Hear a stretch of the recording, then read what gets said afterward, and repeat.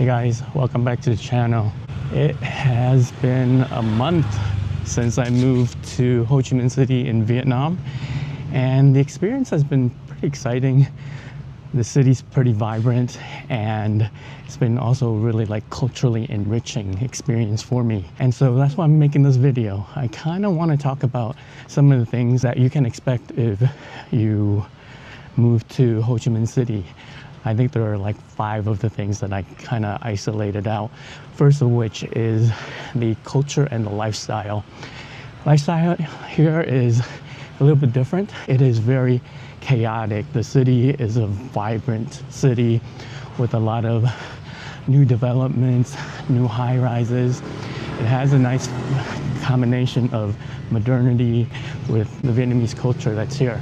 Also, the people here are really nice and they're really warm and welcoming, especially towards foreigners. Especially if you're in the touristy areas, you'll get a blast of that warmth, maybe a little bit too much at times, but yeah, I kind of understand that people are trying to make a living in those areas, and so they do kind of put on a little bit more enthusiasm and stuff towards visitors.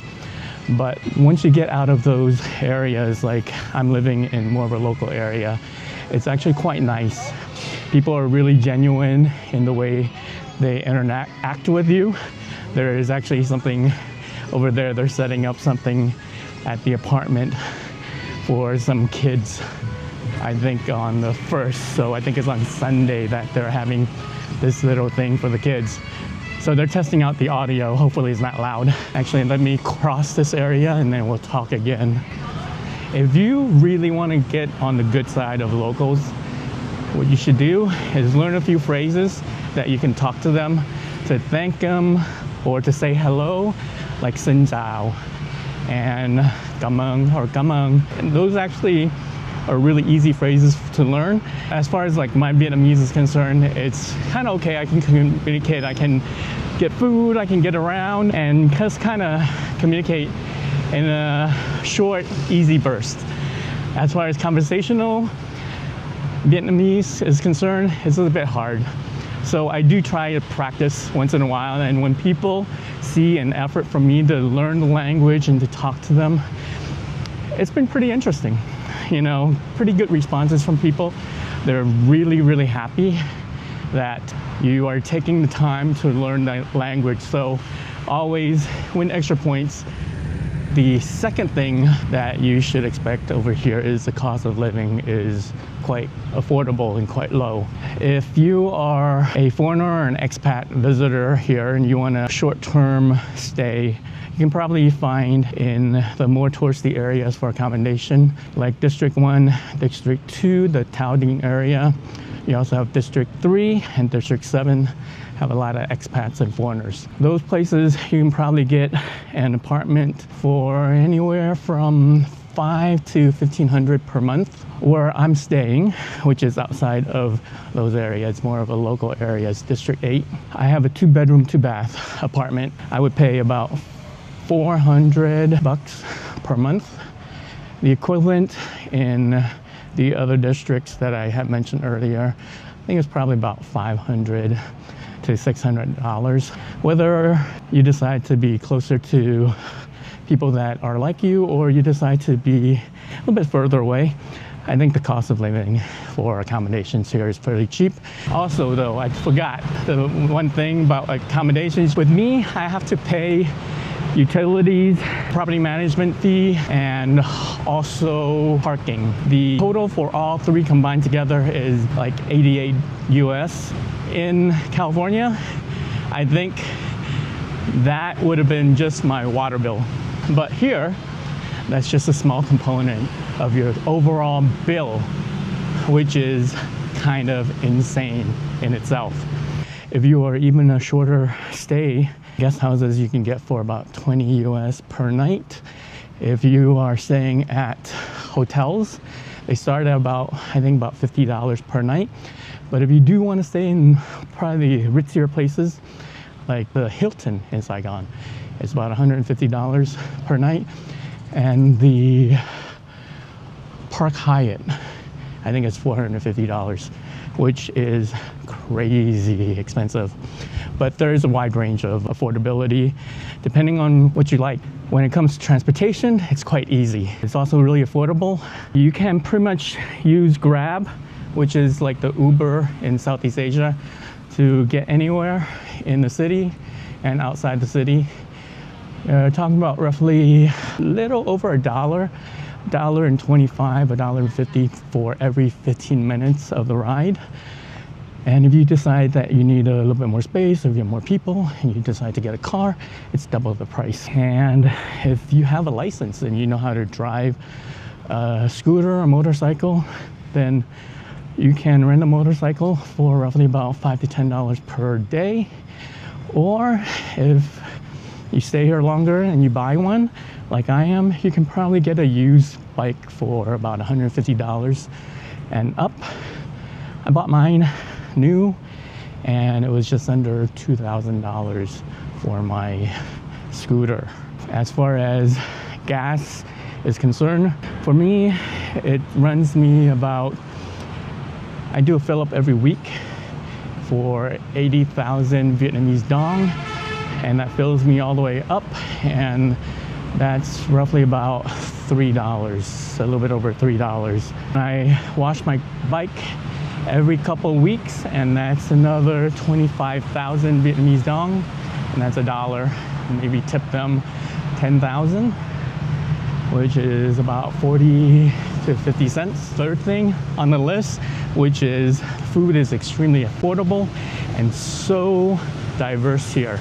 There's a lot of different types of food that you can get, and if you find the right place, you can probably get something for like $1 for breakfast. You probably get a plate of broken rice gom tam with grilled meat and an egg for about $2. It's extremely cheap to live here with regards to food.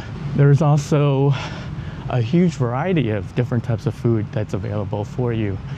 If you are into the foreign food, District 1, 2, and District 7 are the best places for foreign food. You'll find Korean, Japanese, Mexican, also find French cuisine, as well as Italian. A lot of pizza places here.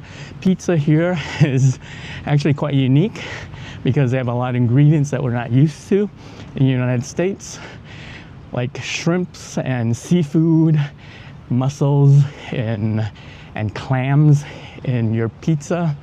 It's just crazy, and it's all so affordable. I think the best pizza place here is, I think, 4P. It's a chain, but it's higher end pizza. I think I've been there a few times with friends and family, and average is about $15 per person. And if foreign food isn't your thing and you're into the local food, the street food and stuff, which is what I eat most of the time, I think about 90% of my food consumption here is local food, and mainly street food. There's like 10 different kinds of noodle soups here, 10 very distinct categories of soup. One of them, of course, is pho, and pho is big here. A lot of people eat that, but there's also a lot of other noodle soups that are really huge here, like hủ tiếu and satay, which is like a peanut soup that is just crazy, crazy good with really good noodles. And then there's also banh mi. You can probably find all hours in the night place that maybe sells banh mi for like 15,000 dongs each. It's crazy cheap.